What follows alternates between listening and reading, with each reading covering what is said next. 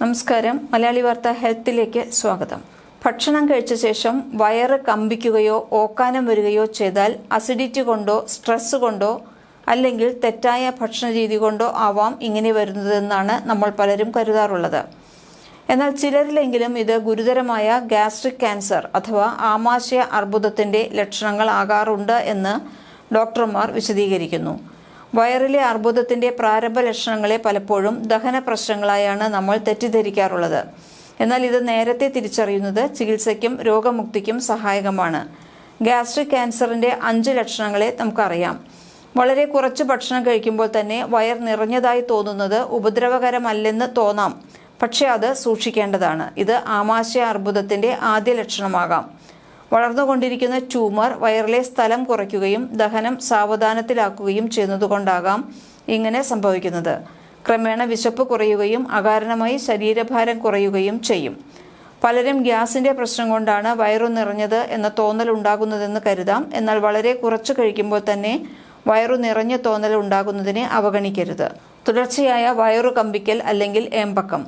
ഭക്ഷണം കഴിച്ച ശേഷം ബ്ലോട്ടിംഗ് അഥവാ വയറു കമ്പിക്കൽ ഉണ്ടാകുന്നത് സാധാരണയായി പലരും കരുതും അത് സാധാരണ സംഭവമാണ് എന്നാണ് വിചാരിക്കുന്നത്. ഉദരത്തിന്റെ ആവരണത്തിന് ക്യാൻസറിന്റെ തുടക്കം മൂലം മാറ്റങ്ങൾ വരികയും വളരെ എളുപ്പത്തിൽ ഗ്യാസ് ഉണ്ടാക്കുകയും ചെയ്യും. ഭക്ഷണം കഴിച്ച ഉടനെ തുടർച്ചയായ ഏമ്പക്കവും വയറിന് മുറുക്കവും അനുഭവപ്പെടുന്നത് പതിവാണെങ്കിൽ ശ്രദ്ധിക്കണം. എണ്ണ കൂടുതലടങ്ങിയതും ഹെവി ആയതുമായ ഭക്ഷണം കഴിക്കുമ്പോൾ തൽക്കാലത്തേക്ക് ഉണ്ടാകുന്ന ബ്ലോട്ടിംഗ് പോലെയല്ല വളരെ ലളിതമായ ലൈറ്റായ ഭക്ഷണം കഴിച്ച ശേഷവും ബ്ലോട്ടിംഗ് ഉണ്ടാകുന്നത്. അതുപോലെ ഓക്കാനം, പ്രത്യേകിച്ച് കാരണമൊന്നുമില്ലാതെ തന്നെ, അതായത് അണുബാധയോ ഗർഭമോ കേടായ ഭക്ഷണം കഴിച്ചിട്ട് ഒന്നുമല്ലാതെ തന്നെ ഓക്കാനം വരികയാണെങ്കിൽ ശ്രദ്ധിക്കണം. ഉദരഭിത്തിയിൽ ഉണ്ടാകുന്ന അസ്വസ്ഥത മൂലമാകാം ഇത്. ഈ ലക്ഷണത്തെ പലപ്പോഴും ശ്രദ്ധിക്കാതെ പോകാൻ ഒരു കാരണമുണ്ട്. ചില ദിവസങ്ങളിൽ ഒരു പ്രശ്നവും ഉണ്ടാകില്ല, എന്നാൽ മറ്റു പല ദിവസങ്ങളിലും ഓക്കാനം തോന്നാറുമുണ്ട്. വല്ലപ്പോഴുമല്ലാതെ ഇത്തരത്തിൽ ചെറുതായെങ്കിലും ഓക്കാനം വരികയാണെങ്കിൽ വൈദ്യപരിശോധന നടത്തണം.